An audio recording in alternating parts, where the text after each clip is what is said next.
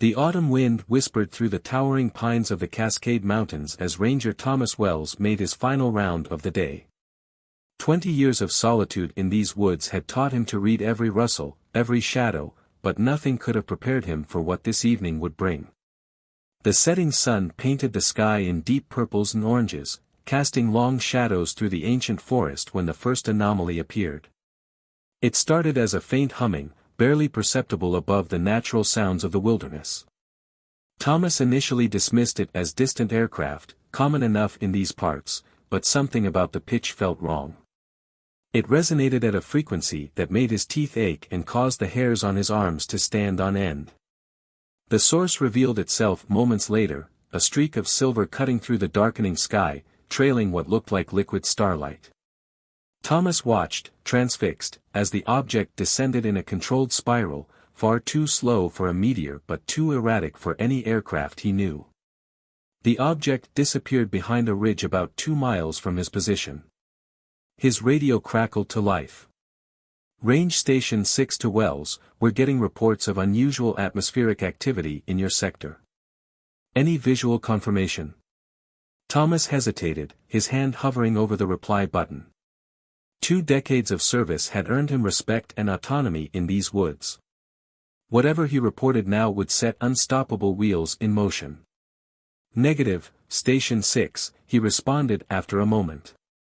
Probably just heat lightning from the storm front moving in. He couldn't explain why he lied, but something deep in his gut told him this discovery needed to be approached with caution. Grabbing his emergency pack and rifle, more out of habit than perceived threat, Thomas began hiking toward the ridge. The usual sounds of the forest had changed, replaced by an unnatural stillness that made every snap of a twig under his boots sound like a gunshot. As he crested the ridge, his flashlight beam caught something that shouldn't exist. A craft about the size of a small car rested in a shallow crater, its surface rippling like mercury under the beam. What struck Thomas wasn't its obvious otherworldly origin, but rather how organic it looked, less like a machine and more like a living thing that had been injured in its fall. Movement caught his eye, a small figure emerging from behind the craft. Thomas's breath caught in his throat. Standing no taller than a child was a being that defied everything he thought he knew about life. Its skin shifted colors like an octopus, currently matching the deep blues and grays of twilight. Forearms ended in delicate fingers that seemed to contain too many joints, and its large eyes reflected his flashlight beam like a cat's. The being made a sound, a complex series of clicks and whistles that somehow conveyed absolute terror. It pressed itself against the craft, those impossible eyes never leaving Thomas as he slowly lowered his flashlight. "Easy there," Thomas said softly, using the same tone he employed with injured wildlife. "I'm not going to hurt you." He kept his movements deliberate and non-threatening as he set down his rifle and raised his empty hands. The alien's color shifted to a pale, almost translucent white. Then, to Thomas's amazement, it spoke. The words came out halting and accented, as if being processed through multiple filters. "Human. Dangerous. Please. No harm." Thomas felt his heart break a little at the fear in those words. "No harm," he repeated, slowly sitting down on the forest floor. "I'm Thomas. I protect this forest and everything in it." He gestured to his ranger badge. "Including you, if you'll let me." The alien's colors rippled again, hints of curious green appearing among the fearful white. "Protect? Not capture. Not dissect." Thomas shook his head firmly. "No capturing. No dissecting. Just help, if you need it." He noticed now that the craft was damaged, a deep gash in its side leaking what looked like liquid starlight. The alien took a tentative step forward, its movements graceful despite its obvious caution. "I am." It made a sound like wind through crystal, "but you may call me Vex. My vessel, damaged. Cannot return." "Well, Vex," Thomas said, offering a gentle smile, "looks like you could use a friend right about now. And I happen to know these woods better than anyone. We can figure this out together. Vex's colors shifted again, this time to a deep purple that seemed to indicate consideration. Why help? Your kind fears different. Thomas thought about his 20 years in these woods, about choosing solitude over the chaos of civilization, about learning that the most beautiful things in nature were often the most misunderstood. Different isn't always bad, he said finally. Sometimes different is exactly what we need to grow. Now, how about we get your ship somewhere less exposed before someone else comes looking? As if in response to his words, distant engines rumbled, military helicopters, if Thomas had to guess. Vex's colors flared in alarm, but Thomas was already moving. Trust me, he said, extending his hand. I know a place where they won't find us. Vex looked at his hand, then at the darkening sky where the helicopter sounds grew louder. With a movement that seemed both alien and deeply human, Vex reached out and placed its delicate fingers in Thomas's calloused palm. As they disappeared into the forest's shadows, Thomas realized his life of solitude had just become exponentially more interesting. And somewhere deep inside, he knew he'd made the right choice. Sometimes the most important rules were the ones you broke to do what was right. The old fire watchtower stood like a sentinel in the gathering darkness, its metal frame creaking in the wind. Thomas led Vex up the narrow stairs, keeping one eye on the sky where helicopter searchlights swept through the clouds. The alien skin had taken on the exact texture and color of the rusted metal, a camouflage so perfect it was almost unsettling. This tower hasn't been used in years, Thomas explained, unlocking the heavy door at the top. But I keep it maintained as an emergency shelter. Inside, the circular room was sparse but clean, with basic supplies and a radio setup that Thomas immediately switched off. Vex moved to the windows, those large eyes reflecting the distant searchlights. They hunt. Always hunt. Every world, same response. The alien's voice carried a weight of experience that made Thomas wonder just how many close encounters Vex species had survived. Not everyone hunts, Thomas said, pulling emergency blankets from a cabinet. Some of us protect. He paused, considering his next words carefully. Why did you come here, Vex? Of all the places you could have crashed, why these mountains? Vex's skin rippled with patterns Thomas was beginning to recognize as emotional indicators, uncertainty, fear, and something else. Hope, maybe. Not crash. Chosen. Your forest, special. Contains something we need. Something that could save my world. Before Thomas could process this revelation, his emergency radio crackled to life. He'd forgotten about the backup unit. All Rangers, this is a priority alert. We have confirmed reports of an unidentified aircraft down in sectors 7 through 9. All personnel are to report any unusual sightings immediately. Military units have jurisdiction until further notice. Thomas moved to switch off the radio, but Vex's next words froze him in place. They're not just looking for me. Others will come. Many others. The signal has already been sent. What signal? What others? Thomas felt his carefully constructed world shifting beneath his feet. Vex moved to the window again, pressing one many-jointed hand against the glass. My people are dying, Thomas Wells. Our world, poisoned by our own progress. But here, in your forest, grows something that could save us. A simple organism, but one that exists nowhere else in known space. We detected it decades ago, but your military presence made direct contact impossible.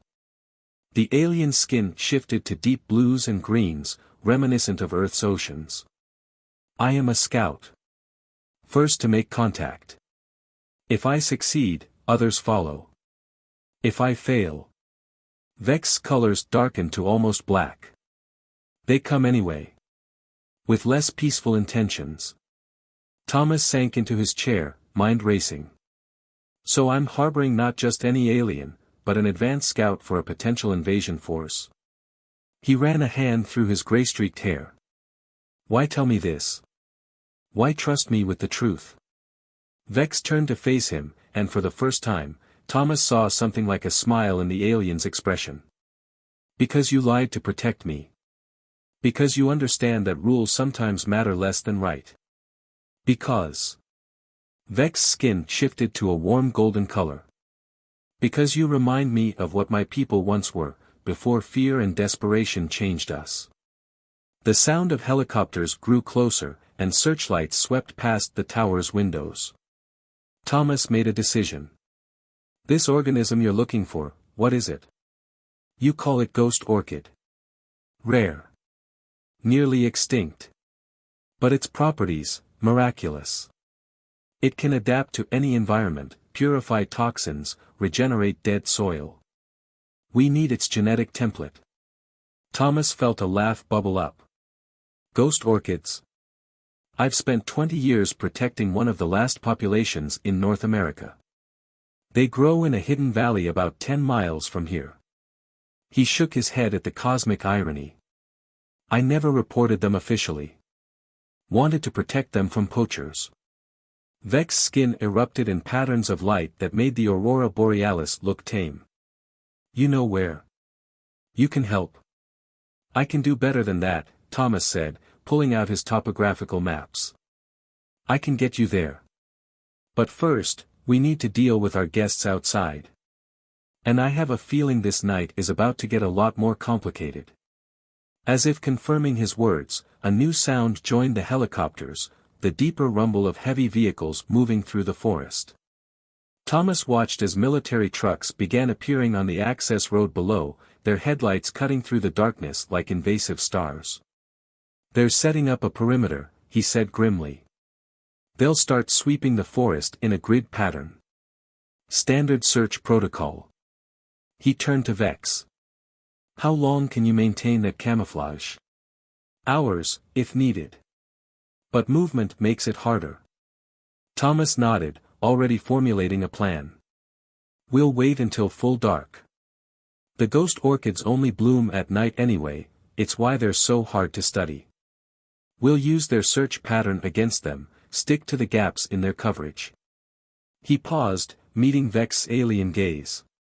But you need to understand something. Once we do this, there's no going back. I'll be committing treason, technically speaking. Vex's skin rippled with concern. Why risk? Why help? Thomas thought about the forest he'd sworn to protect, about the delicate balance of life that made it all work. He thought about desperate people making desperate choices, and how sometimes the only way forward was to trust. Because sometimes the right thing and the legal thing aren't the same thing, he said finally. And because I've spent my life protecting endangered species. Way I see it, your people count as one. Vex moved closer, those impossible eyes studying Thomas with an intensity that seemed to peer into his soul. You are, not like others we have observed. Yeah, well, Thomas said, checking his gear and survival pack, maybe that's exactly why we met. Now, let me tell you about ghost orchids while we wait for full dark. Fascinating plants, they're actually not true orchids at all. As Thomas shared his knowledge of the rare flowers, he watched Vex absorb every detail with evident fascination. Outside, the military continued their preparations, unaware that what they sought was right above them, learning about Earth's botanical wonders from a forest ranger who had chosen to break every rule in the book. The night was still young, and Thomas had a feeling their adventure was just beginning. But for now, in this moment of quiet trust between two utterly different beings, he felt more at peace than he had in years. The forest at night was a different world, one of shadows and secrets. Thomas and Vex moved silently through the underbrush, keeping to the densest parts of the forest where the military's night vision equipment would be least effective. The aliens' adaptive camouflage had taken on the exact pattern of dappled moonlight through leaves, making Vex nearly invisible except for the occasional gleam of those remarkable eyes. Hold, Thomas whispered, dropping to a crouch. Ahead, a military patrol swept through the trees, their rifles equipped with thermal imaging scopes. He glanced at Vex, worried, but the aliens' biological camouflage apparently masked heat signatures as well. The patrol passed within feet of their position without noticing anything amiss. Once they were clear, Thomas checked his compass. 3 more miles to the valley. But there's something you should know about the ghost orchids. He turned to face his alien companion. They're dying. Every year, there are fewer blooms. I've tried everything to protect them, but... He shook his head. Sometimes species just reach their end. Vex's skin rippled with patterns that seemed to indicate deep thought. Perhaps, not coincidence. Our scientists theorize the flowers respond to cosmic cycles. As our world dies, so too do they. Connected, somehow, across light years. The implications of that connection made Thomas's head spin, but before he could respond, a new sound cut through the night, the distinctive whomp-whomp of heavy-lift helicopters. He looked up through gaps in the canopy to see massive shapes moving against the stars. They're bringing in heavy equipment, he muttered. They're not just looking for you anymore. They're setting up for something bigger. The realization hit him. They're preparing for the others. Your people. They knew you were coming. Vex's skin shifted to a deep, troubled purple. Impossible. Our approach was hidden. Unless. The alien's colors pulsed with agitation. Unless there were others before me. Others who failed. A twig snapped in the darkness behind them. Thomas spun around to see a figure step out from behind a tree, holding what was definitely not standard military hardware. The stranger wore civilian clothes but moved with military precision. Actually, the newcomer said quietly, we've known about your kind for quite some time. She, Thomas was fairly sure it was a woman, kept her strange weapon trained on them but made no aggressive moves. The ghost orchids aren't dying naturally. We've been harvesting them, studying them, ever since the first of your scouts arrived 15 years ago. Thomas felt his world tilt again. 15 years. There have been others. The woman nodded. 3. Each more desperate than the last. Each trying to find a way to save their dying world. She glanced at Vex. But none of them knew the whole truth, did they? About what the orchids really are. Vex's skin had gone almost transparent, a sign Thomas now recognized as extreme stress. You know nothing, the alien whispered, but there was uncertainty in those harmonics. We know they're not native to Earth, the woman said. We know they appeared around the same time your world started dying. And we know they're not really plants at all, are they? They're more like receivers. Biological transmitters linking 2 worlds across space itself. Thomas looked between them, feeling like he was watching a chess game where he couldn't see all the pieces. What are you talking about? I've studied these orchids for decades. Have you ever wondered, the woman asked, why they only bloom at night? Why they seem to respond to stellar alignments? Why they're virtually impossible to cultivate anywhere else? She kept her weapon steady but her voice was almost gentle. They're not dying, Ranger Wells. They're evolving. Changing. Just like they did on their original world. Vex made a sound Thomas had never heard before, something between a cry and a song. You lie. The flowers are salvation. They will heal Dash. They're what caused the problem in the first place, the woman interrupted. They're a biological terraform engine, slowly changing one world to match another. Your ancestors brought them here, didn't they? Millennia ago, seeding Earth as a backup plan. But something went wrong. The changes that should have happened here started happening on your world instead. Thomas felt his ranger's instincts kick in, the need to protect, to preserve, to understand. Who are you? Really? Dr. Eleanor Hammond. I lead a private research team that's been studying xenobotany since the first scout arrived. We're not with the military, though we work alongside them when necessary. She lowered her weapon slightly. And we need your help. Both of you. Why should we trust you? Thomas demanded, but Vex placed one many-jointed hand on his arm. She speaks truth, the alien said softly. Not all truth, but enough. The stories, the legends of our world, they speak of a time when we seeded the stars. Before the great forgetting, before our society turned inward. Vex's skin swirled with complex patterns that seemed to indicate deep emotional turmoil. But we believed, we were told the flowers were salvation. They can be, Eleanor said. But not by taking them. Not by trying to transplant them back to your world. The connection has to be severed first, or both worlds will die. She holstered her weapon completely. That's why we've been waiting, watching. We need your people's ancient knowledge and our modern understanding. Together, we might be able to save both worlds. Thomas looked up at the night sky, thinking about connections across space, about worlds linked by flowers that weren't really flowers, about trust and truth and the weight of decisions that rippled across light years. The military up there, he said finally. They don't know about this, do they? Eleanor shook her head. They're preparing for an invasion that isn't coming. We need to reach the valley before they do. Tonight. During the bloom. Or we lose our chance for another cycle.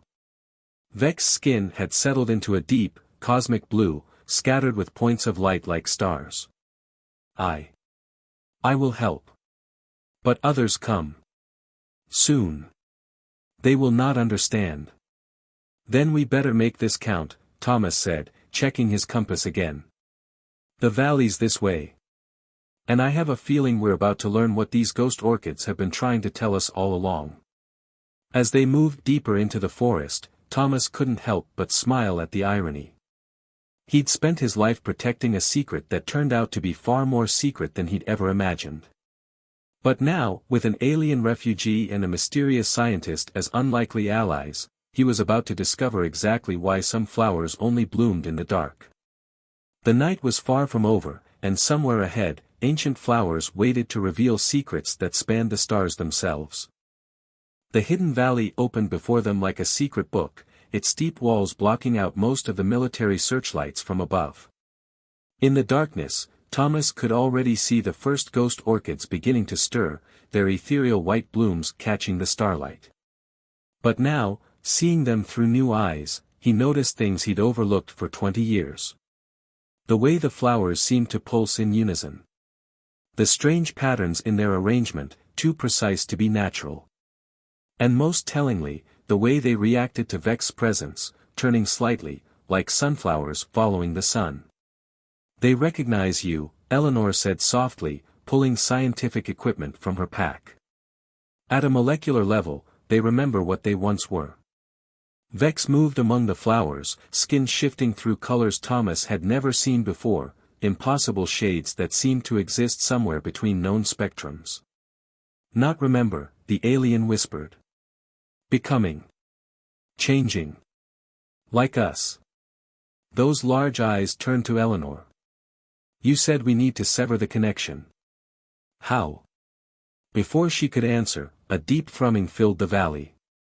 The ghost orchids began to glow with a faint blue luminescence, their petals opening fully to the night sky. Above them, through the gap in the valley walls, a particular arrangement of stars became visible. The alignment, Eleanor said, checking her instruments. It's starting. Once per year, when these exact stars align, the connection between worlds is strongest. That's why your people sent scouts during this season. That's why dash. She was cut off by the sound of helicopters, much closer now. Searchlights swept the ridgeline above them. They're following the energy signature, Eleanor explained hurriedly, setting up what looked like a portable satellite dish. The flowers' bioluminescence peaks during the alignment. We've got maybe 20 minutes before they find us. Thomas took up a position where he could watch the valley entrance. What exactly are we trying to do here? The flowers are transceivers, Eleanor said, making rapid adjustments to her equipment. They've been slowly transforming both worlds, trying to make them match some ancient template. But the process went wrong.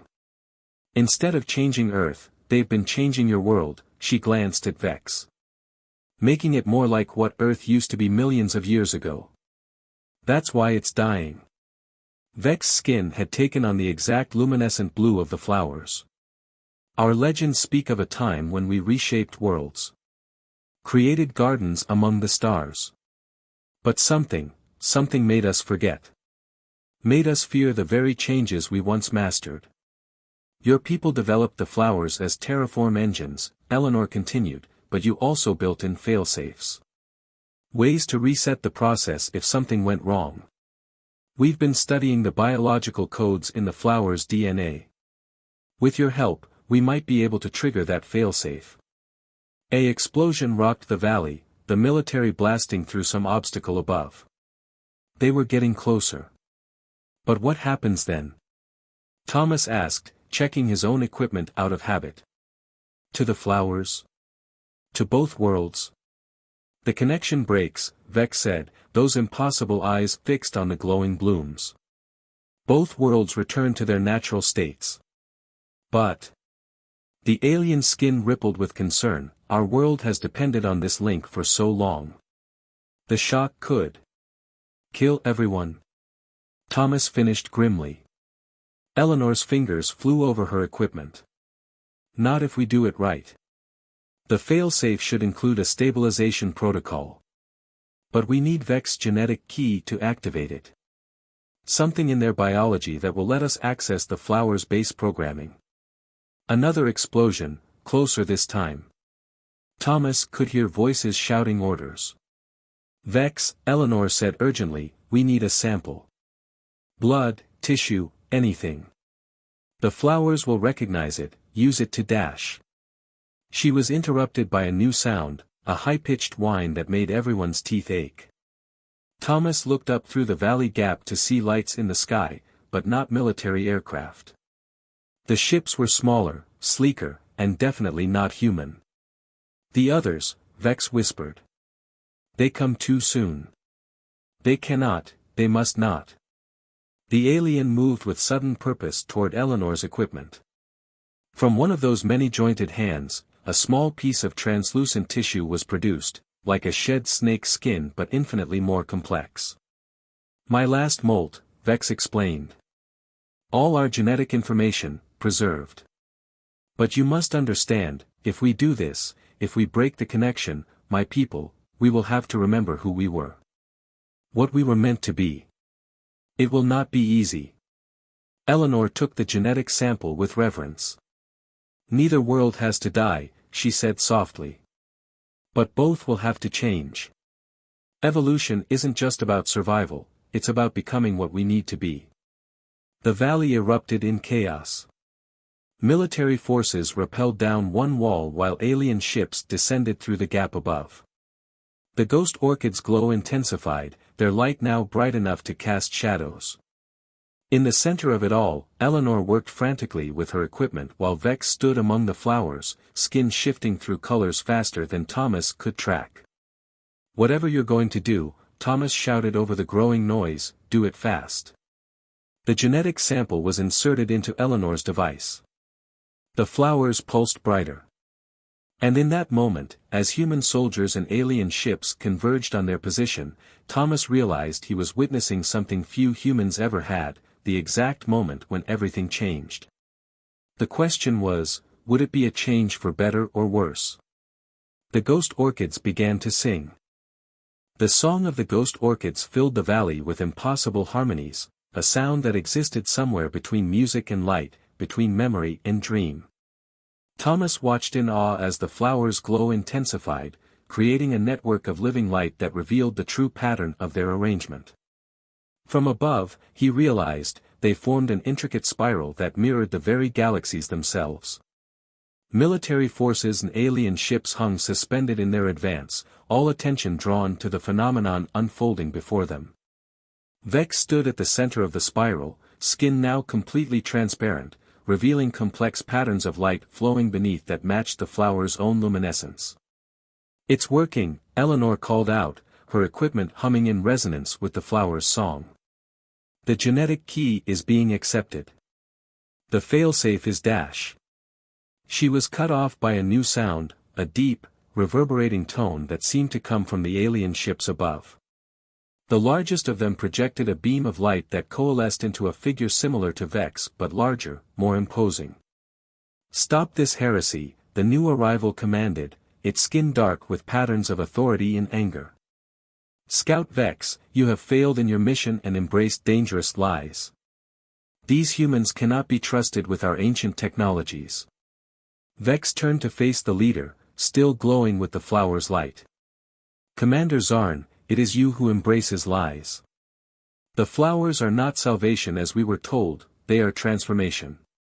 Our ancestors did not merely seed worlds, they created connections between them. We were meant to be gardeners of galaxies, not fearful isolationists." Military commanders were shouting orders, soldiers training weapons on both aliens. Thomas knew they were moments away from a catastrophe that would destroy everything. "Wait," he called out, stepping into the space between humans and aliens. "Everyone needs to see what's really happening here." He turned to the military leaders. "These flowers represent a technology so advanced it looks like magic to us. But it's not a weapon or a threat, it's a bridge. A connection between worlds that was meant to help both species grow." Commander Zarn's skin rippled with dismissive patterns. "You know nothing of our ways, human." "No," Eleanor interrupted, her eyes on her readings, "but we've learned what your ancestors knew. The ghost orchids aren't just changing our worlds, they're changing us. Teaching us. Every year they bloom, they're showing us a little more of what we could become. Both our species." The flower's song changed pitch, and with it, the light began to spread. It flowed from the spiral pattern into the ground, up the valley walls, into the air itself. Everywhere it touched, subtle changes followed, plants grew more vibrant, colors became richer, the very air seemed to come alive with possibility. "This is what was meant to happen," Vex said softly. "Not one world changing to match another, but both worlds learning from each other. Growing together. Becoming more than they were." Thomas watched in amazement as the light reached the alien ships, causing them to shimmer with new colors. The soldiers' weapons began to glow softly, not with threat but with transformation. Even the humans and aliens themselves were not immune, everyone in the valley felt something shifting, awakening, remembering. Commander Zarn's rigid posture softened as the light played across their form. The stories, the ancient songs, they were not just legends. "No," Vex agreed. "They were memories. And now it's time to remember who we were meant to be." The ghost orchid song reached a crescendo, and in that moment, Thomas understood. The flowers had never been meant to terraform worlds, they were meant to build bridges between them. To teach different species how to grow together, how to share the universe's infinite garden. The light flared one final time, and when it faded, the valley had changed. The flowers still bloomed, but differently now, their petals containing hints of alien iridescence. The grass underfoot had taken on subtle patterns that shifted like Vex's skin. And in the sky above, the stars themselves seemed closer, more alive. Eleanor's equipment showed complex readings. "The connection hasn't been severed," she said wonderingly. "It's been transformed. Balanced. Both worlds will live, but neither will dominate the other. They'll grow together." Commander Zarn approached Vex, their skin now showing patterns of deep respect. "You have done what none of our scouts managed, young one. You have helped us remember our true purpose." The military commanders were already lowering their weapons, their faces showing the same wonder that Thomas felt. One of them stepped forward. "I think," she said carefully, "this is going to require some very interesting diplomatic discussions." Thomas couldn't help but laugh. "I guess both our species have a lot to learn about being gardeners." Vex turned to him, those impossible eyes now filled with joy. "Every garden needs protectors. Teachers. Friends." The alien skin showed warm patterns of gratitude.